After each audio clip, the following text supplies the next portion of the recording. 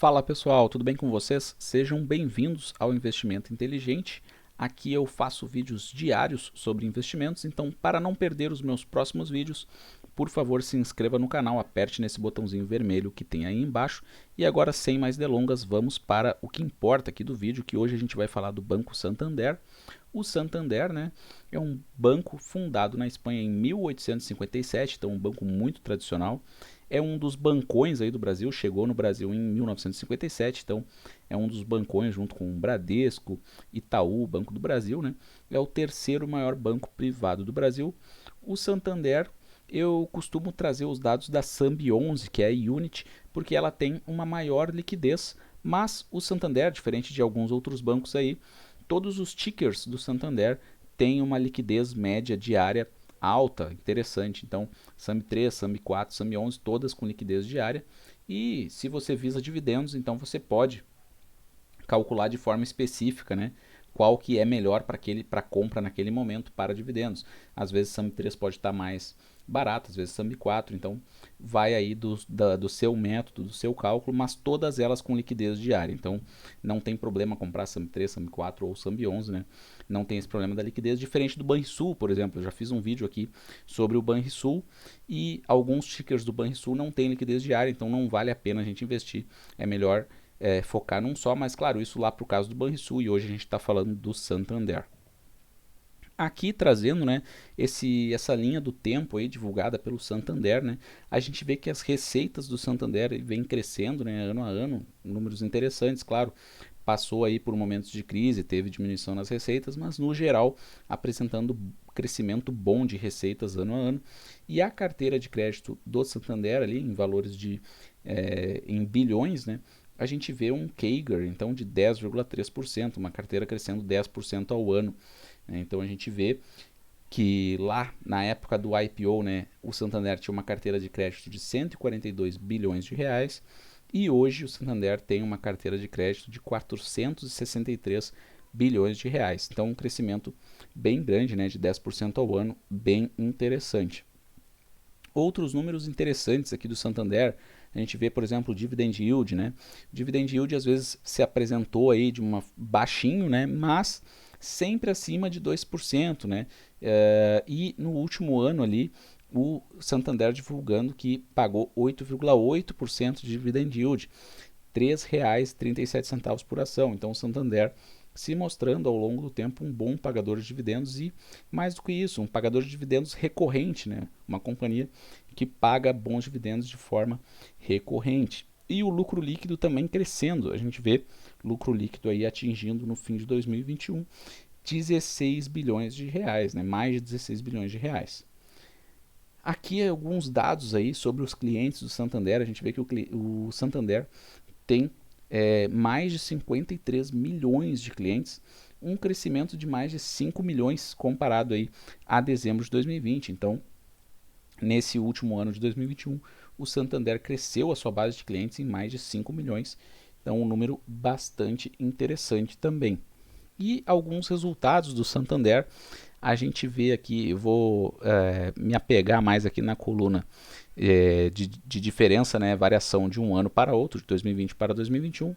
Então a gente vê receita total do Santander aumentando 10,1% de um ano para outro e o lucro líquido subindo 7%. Se agora a gente saindo dessa variação anual e indo para a variação entre trimestres aí, a gente vê, né, do terceiro para o quarto trimestre, a gente vê uma queda em vários desses resultados. Então eu acredito que sempre que aparecem essas quedas assim de um trimestre para outro, o mercado tende a penalizar aquela ação. Mas como a gente está visando o longo prazo, eu pessoalmente gosto de investir visando o longo prazo, e para mim o longo prazo é no mínimo 10 anos, então eu gosto de ver essas comparações anuais. E na comparação anual a gente vê que o Santander está sempre crescendo, então eu acho isso bem interessante. Aqui, né, vendo a carteira de crédito do Santander, a gente vê que ele é um banco focado no varejo, né, principalmente para pessoa física, já que 45% da carteira é direcionada à pessoa física, 14% a financiamento ao consumo, grandes empresas 27%, o que eu acho bem interessante porque as grandes empresas elas costumam ter um índice de inadimplência muito baixo. Então, quanto maior a carteira de grandes empresas, melhor a gente vê o índice de inadimplência. Então, eu acho isso bem interessante, é uma vantagem que, na minha opinião, o Bradesco tem também, né? Tem uma grande parcela aí da carteira direcionada para grandes empresas, mostrando um índice de inadimplência baixo. E pequenas e médias empresas, 13% no Santander. Então a gente vê que o foco maior do Santander realmente é pessoa física, né? Mas tem uma boa parcela aí para pessoa jurídica, para grandes empresas, o que, na minha opinião, é bem interessante.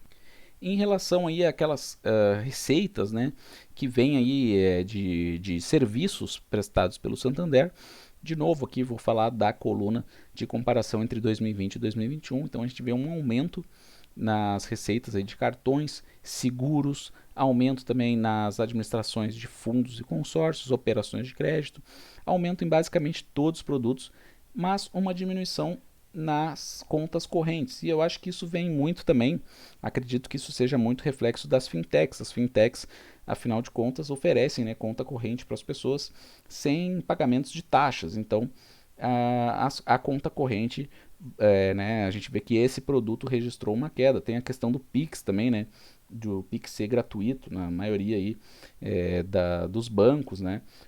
Às vezes tem um limite assim de número de Pix que pode ser feito por mês, mas um limite alto. Então essas receitas, né, decorrentes de conta corrente vêm diminuindo. Mas, muito diferente daquilo que muitos pregam, que seria o fim dos bancões, a gente vê que não é isso que está acontecendo, né? Os bancos vêm registrando resultados cada vez melhores.